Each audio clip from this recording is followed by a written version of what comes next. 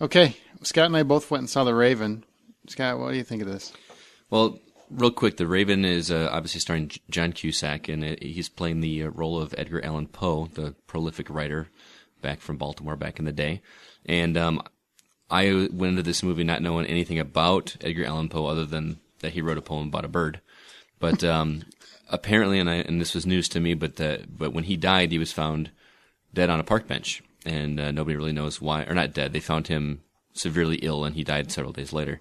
But nobody knows why, what happened. So this movie was kind of a telling, or a fictional telling, or a perspective of what might have happened to him.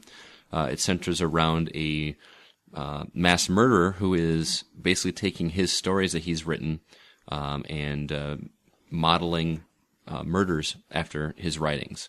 Mm-hmm. And it becomes a murder mystery with some twists and that kind of thing. The killer's leaving clues for Poe and the inspector to follow and try to track him down. And that's the basic premise of the story.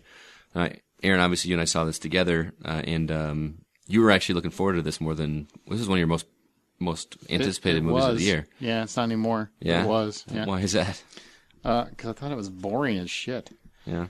I really liked the concept. I thought the concept was very cool. I mean, the fact that you're basically taking a real-life character, but you're centering around a fictional story because there is a hazy part in his life where people don't know what happens. They're kind of just filling in the gaps. Mm-hmm. With a lot of historical... I mean, a lot of this stuff is factually accurate. I actually looked a lot of it up.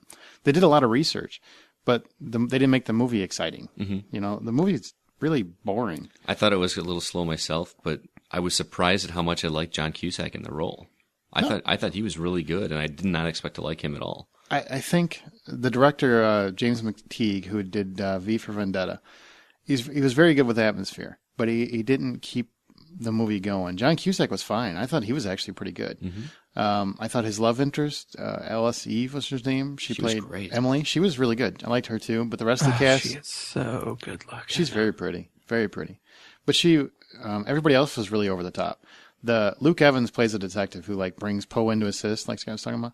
He is way too stoic and blah. Mm-hmm. That guy is so just, we've got to get in there. We've got to save him. You know, that's how he is the whole fucking movie. It's so ridiculous. And it sounds like it seems like he can't decide if he wants to be an American or have a British accent. Yeah, he was totally the movie. I think because it's set in the 1800s or whatever, I think he thought he was in London. Yeah.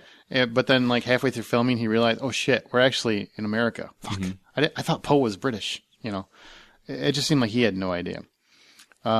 So really, every time he came on the screen, I was hoping somebody'd shoot the fucker, just so we could liven the movie up a little bit.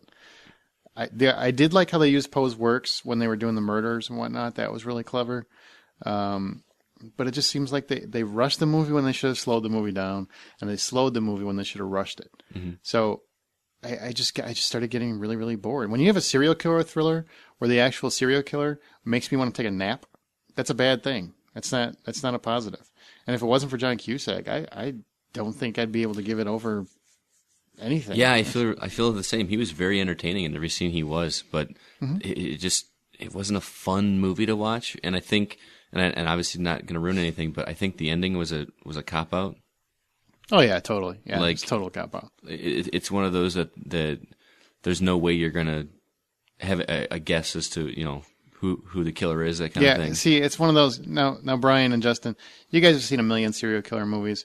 You know the kinds that work and the kinds that don't work. The kinds that work, with the exception of probably 7, because that doesn't apply. But when you have a movie where the characters are in the background and you basically have to wonder, I wonder who the killer is going to be. But then they give absolutely no clues or anything else that leads to the person that it ends up being. It's just a reach, as far as I'm concerned. And I really thought that they were reaching. They were really reaching. They're really reaching. So I didn't think it was a horrible movie because some of the stuff was kind of entertaining, especially when Cusack was really going at it. I thought he was trying very, very hard to make Poe, to do his version of Edgar Allan Poe, but set within this fictional murder mystery. I just thought the movie was boring. Had no real momentum. I mean, it was just, other than John Cusack, it was boring, and he wasn't enough to elevate it. So what'd you give it out of 10? $10? If $10 is the full price of admission, this one's worth $5. I was going to say $5 myself. See? There you go. So you two are peas in a pod. 5 out of 10.